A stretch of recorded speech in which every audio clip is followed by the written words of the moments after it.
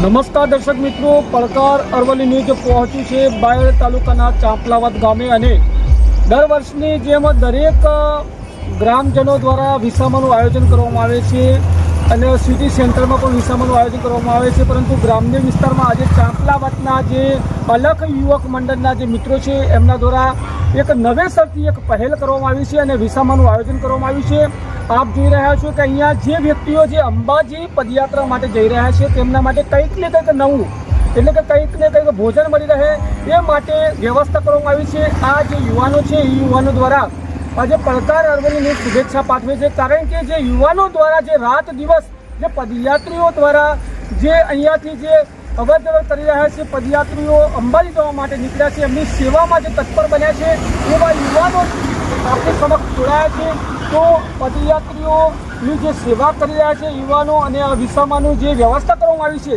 એવા યુવાનો આપણી સાથે જોડાયા છે, એમની સાથે ચર્ચા કરીશું કે રાકેશભાઈ જે અહીંયા જે પદયાત્રીઓ જે અંબાજી જવા માટે નીકળ્યા છે અને આજે તમે જે વિસામાનું પહેલી વાર જે આયોજન કર્યું છે એ બાબતે આપ ચર્ચા કરશો।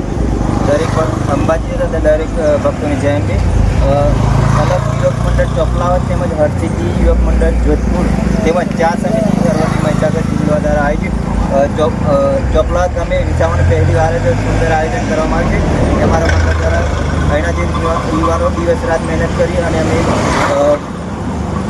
બટાકા પૌવા, ગોટા, કેળું, નાસ્તો તેમજ બિસ્કીટ, કેળા, ચાની વ્યવસ્થા કરી તેમજ અહીંયા જે પદયાત્રી જવા માટે અમને રહેવાની પણ સગવડ અમે કરી કેમ્પનું આયોજન કરવામાં આવ્યું છે અને બહુ અમારી ટીમ સુંદર સહકાર આપી અને સરસ આયોજન કરવામાં આવ્યું। તો અહીંના જે યુવાનો છે, અલગ મિત્ર મંડળના જે સભ્યો છે એમના દ્વારા કંઈક એ નવા જ અંદાજમાં આયોજન કરવામાં આવ્યું છે। અહીંયા જે અંબાજી જતી જે પબ્લિક છે, પદયાત્રીઓ છે, તેમના માટે ચા નાસ્તાનું આયોજન કરવામાં આવ્યું છે।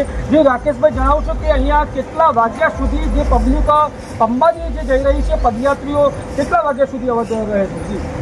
અંબાજી જતા પદયાત્રીઓ માય ભક્તો રાત્રિના સવારના વહેલા 4 વાગ્યાથી રાત્રિના 2 વાગ્યા સુધી અહીંયાથી પદયાત્રાળુ માર્ગે જતા જ હોય છે અને અમે 24 કલાક કેમ્પ ચાલુ કરી તે દિવસે યુવાનો અમે 24 કલાક અહીંયા હાજર રહી તેમની સેવા કરે છે। અહીંના એક ગામના પણ આગેવાન છે એમની સાથે। તો અહીંયા જે મિત્ર મંડળ છે એ યુવાન સભ્ય દ્વારા પણ આપણે વાતચીત કરવામાં આવી, પરંતુ અહીંયા ગામના આગેવાન પણ જોડાયા છે કે અહીંયા જે પદયાત્રીઓ જે અંબાજી જઈ રહ્યા છે, મહીસાગર નગરની પબ્લિક પણ અહીંયાથી નીકળે છે।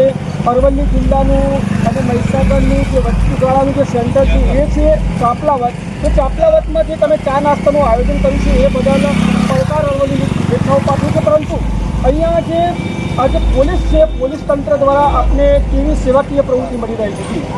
નમસ્કાર, અહીં પોલીસ દ્વારા સારી અને સારી સુવિધા મળી રહી છે। દરેક ભાઈ ભક્તોને વિનંતી છે અહીંયા અમારા નિશાને લાભ લેવા દરેકને વિનંતી છે। હજુ ચોક્કસથી પડકાર અરવલ્લી ન્યૂઝના માધ્યમથી અરવલ્લી જિલ્લો તેમજ મહીસાગર જિલ્લાની વચ્ચોવચ્ચ જે ચાંપલાવતના જે અલગ મિત્ર મંડળના સભ્યો દ્વારા જે વિસામાનું આયોજન કરવામાં આવ્યું છે, ખૂબ જ સુંદર આયોજન કરવામાં આવ્યું છે। ચા નાસ્તાનું આયોજન કરવામાં આવ્યું છે અને અહીંયા વિસામો જે ચાલુ કરવામાં આવ્યું છે, પહેલી વાર આ યુવક મંડળ દ્વારા આ પહેલ કરવામાં આવી છે, સેવાકીય પ્રવૃત્તિ સાથે જોડાયા છે। એ બદલ પડકાર અરવલ્લી ન્યૂઝ ખૂબ ખૂબ અભિનંદન પાઠવે છે। હરેશ સોલંકી, અરવલ્લી બાયડ।